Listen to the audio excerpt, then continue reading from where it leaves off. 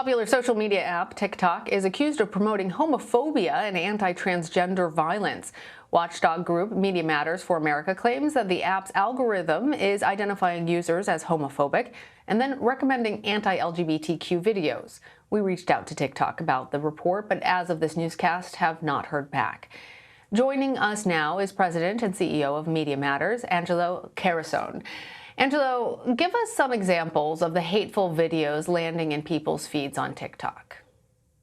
So some of the videos that you're getting, and specifically these videos are being tailored to individuals that TikTok has identified as potentially liking them, either because they're homophobic or anti-LGBT or some other reason. And the videos sort of range, everything from burning and destroying the pride flag, which lines up with Pride Month, to actually encouraging violence against them, talking about that trans people's pronouns really should be, was then, a reference to them, obviously, being dead, past tense, to responding to LGBT people talking about pride and saying that they should be ended. So it's a whole range, everything from encouraging violence to sort of encouraging an atmosphere where you're actually directly attacking pride. So tell us more about how TikTok's algorithm works and can it be adjusted by users? And I guess we also just need to understand, is this something that is happening, that TikTok is aware of and trying to put the kibosh on, or is it something that the algorithm is actively trying to promote in terms of getting people riled up, and which stands in violation, actually, of their hateful use policy? Yeah, I think that's a set of good questions, because I think, let's focus on what the harm is here. The real harm is, not just that the videos are existing. The reason it becomes a concern for all of us is that TikTok's algorithm is so powerful that when you it's when you take the content like this and you're actually actively promoting it to individuals that are not interacting with it, but that your algorithm thinks might like something like that or be susceptible to it. And so the way that TikTok's algorithm works is, a lot like a lot of these other algorithms does, but TikTok's is uniquely sophisticated. If it sort of thinks based on recent behavior, and a whole bunch of factors go into it, specifically the kinds of content that you like or interact with, that you may fall into one of these categories, what it does is it'll start to send you trial balloons. And in this case, the way that we determine this is we ran a series of clean, brand new profiles. We used some factors, so we interacted with some mildly homophobic content, and almost immediately the TikToks across the board in every one of those instances, the TikTok starts serving it these videos. And the part about it that's really dangerous is that the more you liked it, the more you interacted with this kind of content, the more that they served that to your feed. So over time, it ended up becoming the majority of these accounts' feeds, simply because TikTok pegged that user as somebody that might be interested or interacting with it. It is a problem on TikTok. I think it's, like I said, I think the real threat here is not that the content exists. That's bad in and of itself. But the real threat is when the tools that these platforms have, their algorithm, starts organizing hateful people. And just to put a bow on it, people remember the Boogaloos, which was that violent movement that was really prolific last spring in 2020. Just a bunch of random people going out and committing violence during some of the protests. That was principally originally organized on TikTok because they recognized that was one of the fastest ways for them to recruit and identify new people, was actually to piggyback on the tools that TikTok provided. Now, TikTok shut that down once the problem was aware of them, and I think that's what will happen here. But the flaw really is in the sophistication of their algorithm and not putting in appropriate protections and countermeasures. That's so fascinating as you're describing it, Angelo, the trial balloons, really, and that you'd start off with mild engagement in homophobic, with homophobic users, and that it would just amplify that through the algorithm.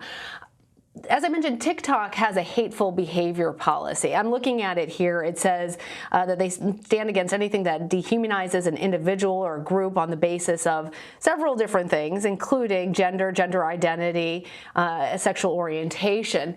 Why aren't those types of videos then, homophobic videos, anti-LGBTQ videos, being taken down as opposed to being amplified?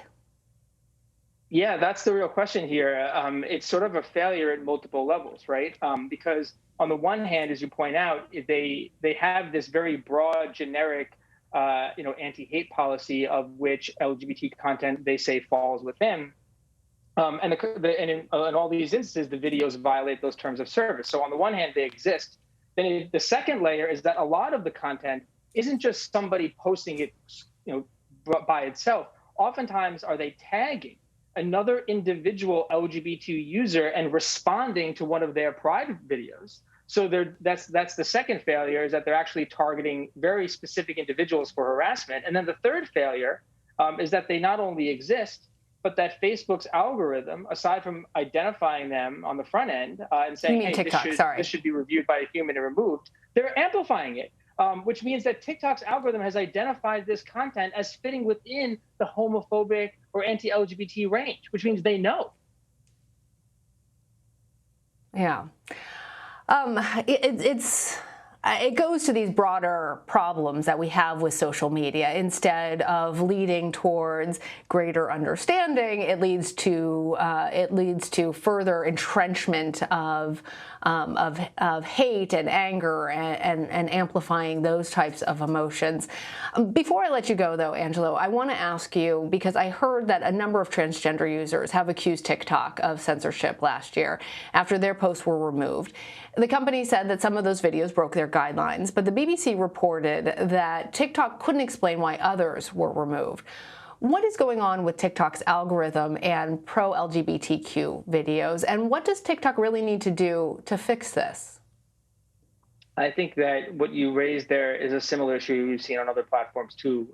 YouTube does the same thing to LGBT creators. Their content is disproportionately taken down for seemingly violating the decency standards. And that's a lot of the rationale behind some of the videos that TikTok took down. They claim that just the nature of the content itself is indecent. And in many ways, that is by itself a kind of an attack on LGBT creators, that just talking about your identity is somehow viewed as indecent. And I think to me, the big thing here is, one, actually identifying it and naming it. Oftentimes, there's not, we have to rely on what the platforms say. So being able to hold up a mirror and saying, no, this is really happening. So you actually need to deal with it is the first step. And then the second step is for them, I think, to really think about, the kinds of specific countermeasures. GLAAD, an LGBT advocacy organization, has, gone through their terms of service. And what they've ultimately identified is that perhaps this very broad anti-hate policy sort of illustrates that perhaps, TikTok hasn't really thought about some of the specific issues that would relate directly to the LGBT community. And as a result of that, you're sort of seeing that play out in other parts of their enforcement, disproportionately punishing LGBT creators for indecency, when in fact, perhaps if they had given this a lot more thought and consideration, they would realize that that doesn't fit in there. So I think it actually underscores a much bigger issue, that they haven't, really put together a sufficiently inclusive and informed policy. All right, Angelo Caruso, thank you. Thank you. CBSN will mark Pride Month with 4 weeks of coverage. Topics include the politics of pride, diversity, representation, families, education, and health. You can watch the coverage all month long right here on CBSN.